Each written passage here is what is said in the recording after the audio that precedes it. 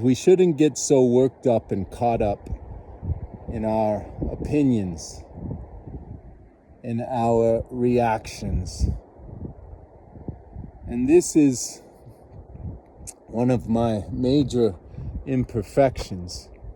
I have an opinion. I react to things. I feel things. I think things. And if I'm not careful, I may be deceived into thinking I need to be guided by my thoughts and my feelings, my opinions. I need to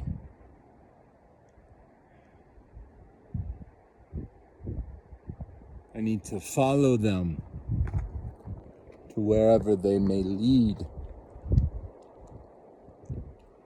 When in reality, the best thing I can do is accept reality.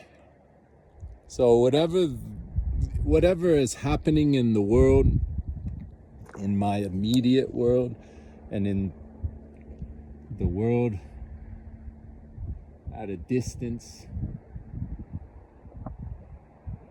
whatever is happening, whatever people are saying, whatever I might be disturbed by, I need to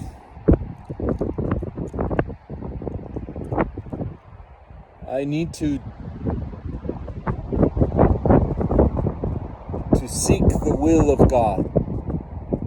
And the best way to seek the will of God is to accept the providence of God.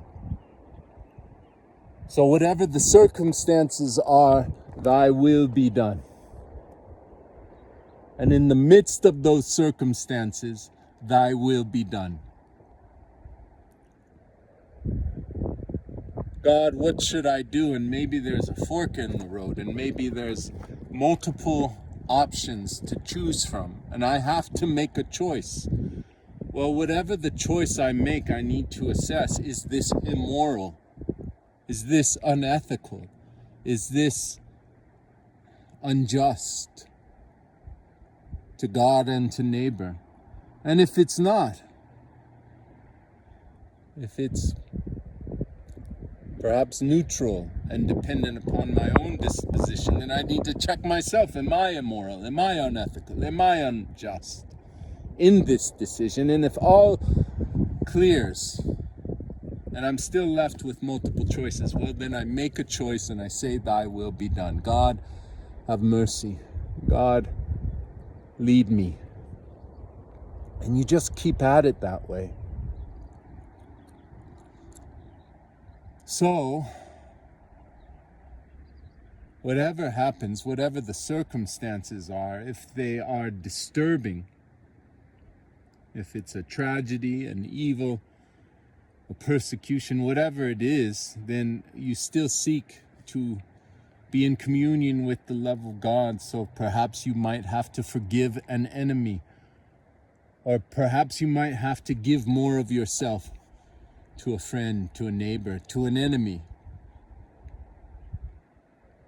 But you have to monitor whether or not you're being bound by your opinion, by your reaction, by your emotion, by your thoughts, or whether you are corresponding to grace and conforming to the will of God. Because if you're all bound in yourself, if you're a slave to yourself, if you're a slave to your feelings, to your thoughts, to your reactions, to your opinions, if you can't see past that, if you're blinded by that, then you can't hear or see the will of God. You can't correspond to God's grace. You're in a living hell. If you can't get out of yourself, that is hell. We have to be vigilant. Yes, we have opinions.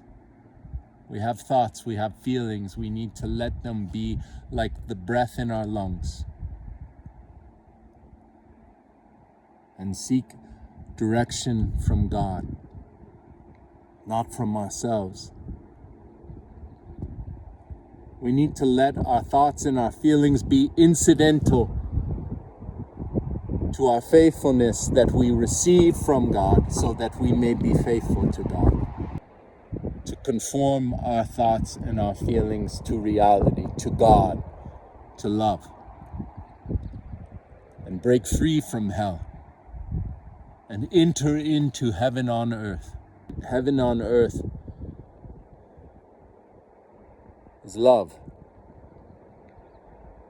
And love is far more than the shallow, incidental, superficial thoughts and feelings that blow with the wind.